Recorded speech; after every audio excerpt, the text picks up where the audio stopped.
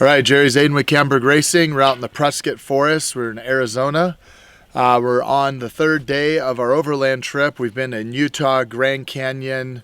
Now we're in Arizona, heading home. We stopped off here in the Prescott Forest. Beautiful place. There's no one around us, lots of wildlife. But let's do a walk around of the Overland Raptor. So we have Gen 2 Raptor here. Let's start with the front. Got the 40-inch rigid radius light bar.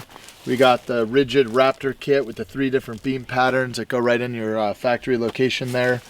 Rims and tires, we have the General X3 grabbers. These are 37-inch. We got the Method race wheels. We did a custom powder coat in red, kept the black on the ring. For suspension, we run our billet aluminum upper control arms. Those run the FK larger uniballs. And we have the 7/8 rod ends, which attach them to the frame, so you got more adjustability if you want more caster or factory caster settings. We run the Fox 3.0 factory series coilovers. These are internal bypass shocks. They have the reservoirs that recirculate the fluid, the DSC adjusters on the ends of the reservoirs there, so you can adjust the slow speed of the shock. So if you're on more washed out kind of rolly roads versus the harder whooped out bumps, like if you go to Baja or something. Gen 2 Raptor, like I said, internally in the cab, not a lot of modifications in the cab. Really the only modification we have in there is we run the rugged radios. So for the communications, we got the rugged antenna mounted here on the roof of the Go Fast camper.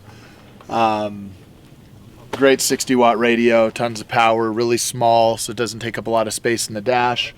Got the Go Fast camper here. What's really cool about these is they pop open. This one's locked right now in the back, but we'll walk around to the back. We run the Tepui awning. The awning comes out about 6 feet. We could also throw an annex room on the awning, which is cool. So if you have more people with you, they could sleep out in the annex. So the Go Fast camper is a cool system. You just pop open the back, it just wedges up and you're done. It takes seconds to set up. Got rigid scene lights on the side here, so if you look closely you'll see the diffuse that they run. Just spreads nice even light out everywhere. They don't take up a ton of amperage. In the back of the truck we're running the Deaver springs. We got the Camburg air bump kit that utilizes a Fox 2.5-inch bump stop, not a 2-inch like most other companies. The reason why we go with the 2.5 is it's just a lot more powerful. These trucks are really heavy in the back, and so from the G outs, it's a lot more control, so you don't have to run as much pressure, and we get a lot of control out of that.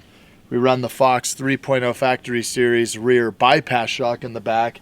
What's cool about that is how we can adjust it. So when we're on road at home, we can kind of loosen it up and soften up the ride. And then if we're going off-road, we have a setting where we tighten these up, tighten up the rebound and the compression. Makes a huge difference with how you have this loaded up.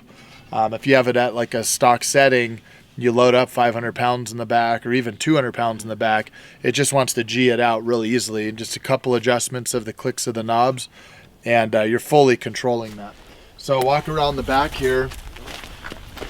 This is how we do the build out. So Goose Gear, they're out of Huntington Beach as well. They make this whole build out in the back. It's really neat. We got these really cool drawers, and we ran Tech Pack inside here to organize everything. So everything from different little USB lights, coffee makers, Scotch boom bottles that we can play music and mount. You have speakers playing music and whatnot.